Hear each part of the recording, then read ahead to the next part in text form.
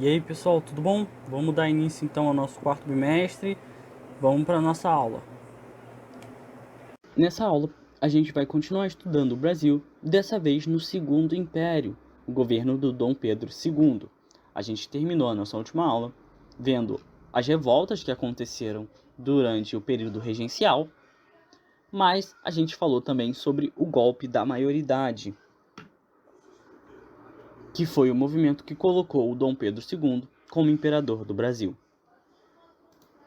Então, depois do golpe da maioridade, o Pedro de Alcântara, Pedrinho, vai receber o título de imperador com 14 anos e vai passar a ser conhecido como Dom Pedro II, imperador do Brasil.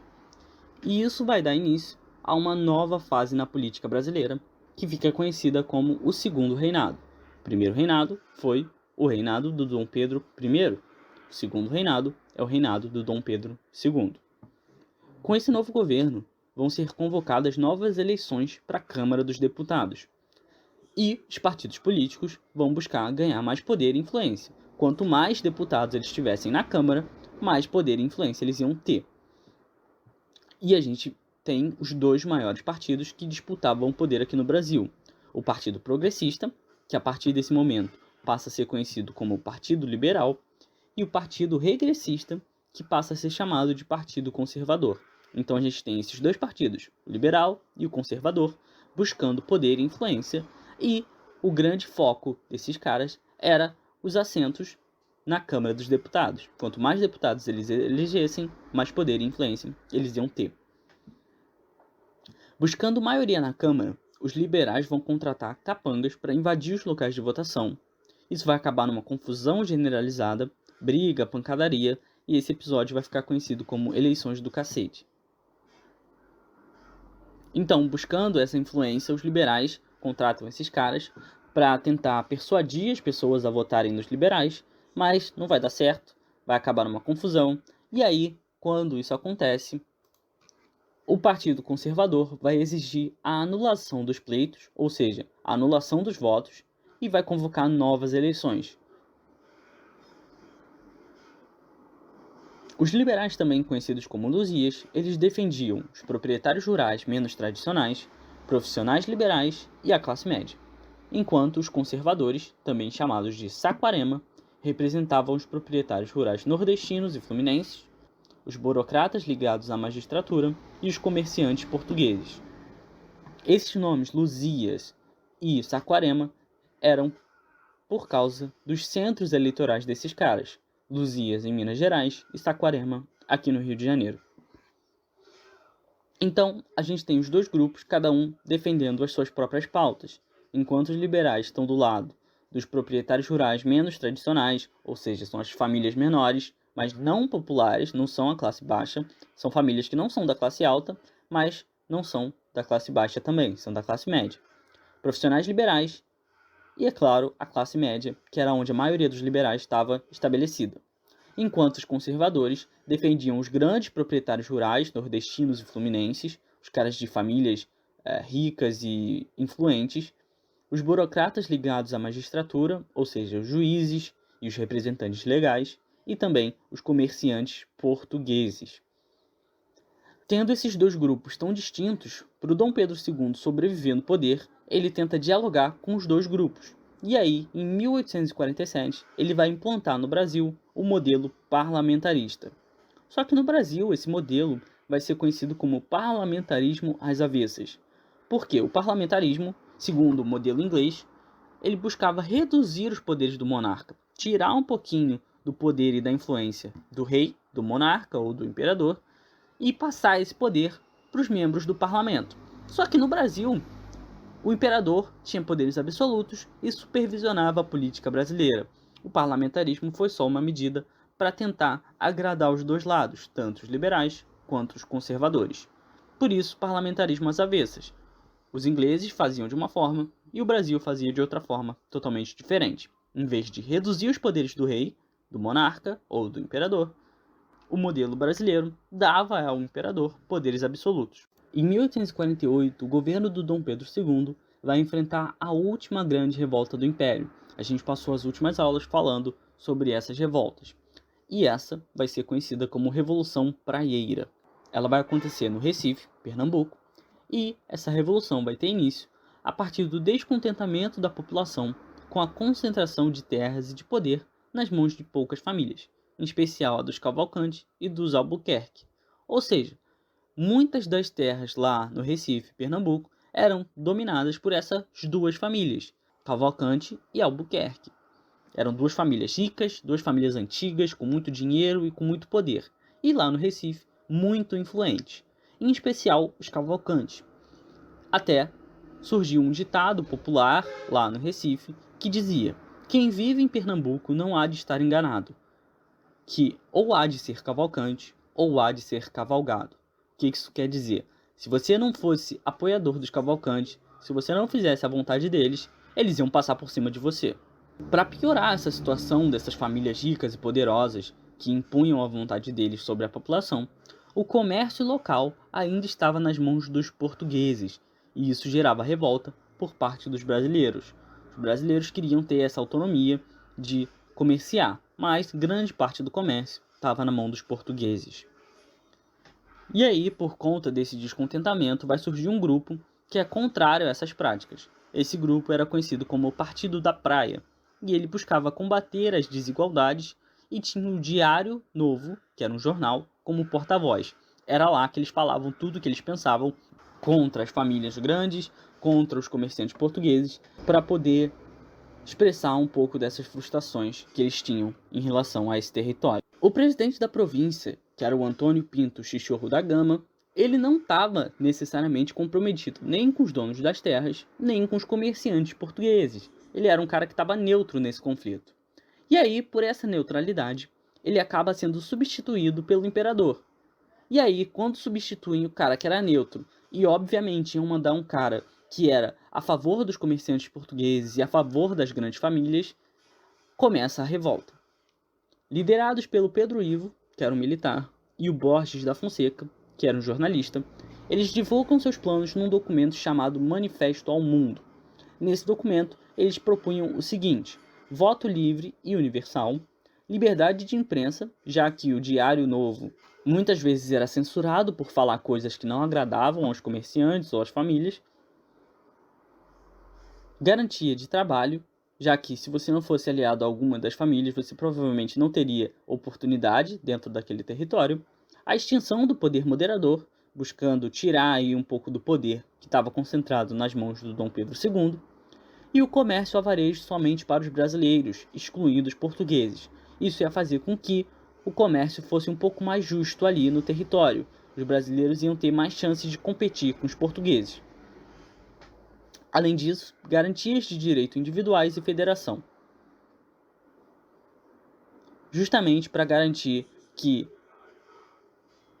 as pessoas tivessem oportunidades iguais, já que, se você fosse amigo dos Albuquerque ou dos Cavalcantes, você teria muito mais vantagens se você ajudasse eles, se você fosse aliado deles, do que se você fosse inimigo desses caras.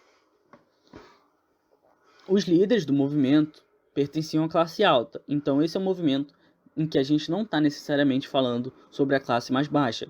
É claro que eles também estavam insatisfeitos, mas esse movimento, pertencente à classe alta, não estava muito interessado nesse momento nos direitos da população mais baixa, tanto que a questão da escravidão não era abordada nesse manifesto ao mundo. Quando se tem notícia desse movimento de revolta e desse documento, Manifesto ao Mundo, os líderes do movimento vão ser detidos e julgados, mas só em 1851. Lembrando que a gente falou que o movimento começa em 1848. Então, quase 3 anos depois, eles são julgados, mesmo tendo sido detidos antes. Por quê? Por pertencerem à classe alta, o governo não queria muita má reputação em prender e executar esses caras. Então eles prendem os caras, esperam os ânimos se abaixarem, a revolta se apaziguar, e aí quando tudo estava mais calmo, eles concedem aos caras anistia. Então eles varreram a sujeira para baixo do tapete. Eles não queriam a má reputação de ter executado esses caras, já que eles eram da classe alta.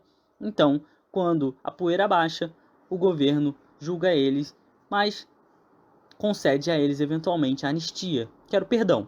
E aí esses caras voltam a fazer o que eles estavam fazendo antes, trabalhando dentro daquele estado. Então o governo brasileiro espera esse momento de calmaria para então perdoar esses caras e esquecer isso. Deixa para lá, já que eles pertenciam à classe alta e o governo brasileiro não estava interessado em mexer na classe alta, mesmo eles sendo revoltados. Durante o governo do Dom Pedro II, o Brasil vai passar por uma série de conflitos com a Inglaterra. Lembrando que durante toda a história de Portugal, eles foram aliados da Inglaterra. Portugal continuou comercializando com a Inglaterra, mesmo com a proibição da França de Napoleão, o que causou eventualmente a vinda da família real para o Brasil. Quando os portugueses e a família real chegaram no Brasil, eles tiveram a preocupação de fazer acordos comerciais com a Inglaterra, então eles eram aliados há muito tempo. Mas no governo do Dom Pedro II, eles vão começar a ter alguns conflitos. Desde 1831, a Inglaterra pressionava o Brasil para dar um fim ao tráfico negreiro. O Brasil era um dos únicos países que ainda realizava o tráfico negreiro. E aí, o governo brasileiro decreta uma lei em que todos os escravos vindos da África seriam livres. Só que, apesar da lei existir, ela não era cumprida. Então, os caras vinham e trabalhavam aqui como escravos. E a Inglaterra pressionava o Brasil para dar um fim à escravidão. Não porque a Inglaterra era boazinha e queria a liberdade de todos. A Inglaterra estava passando por um processo chamado de Revolução Industrial, onde ela está produzindo muitos produtos, ela está criando, ela está desenvolvendo. Então ela tem muitos produtos e ela precisa vender esses produtos. Só a Europa já não está dando vazão para vender todos esses produtos que a Inglaterra tinha. Então ela precisava de novos mercados. O escravo, ele não compra produto, mas o homem livre compra. Então, acabar com a escravidão significava fazer mais gente comprar o produto da Inglaterra, e era isso que ela queria. Então, essa lei que o Brasil decretou dos escravos livres não era cumprida, ela existia, mas ela não era cumprida.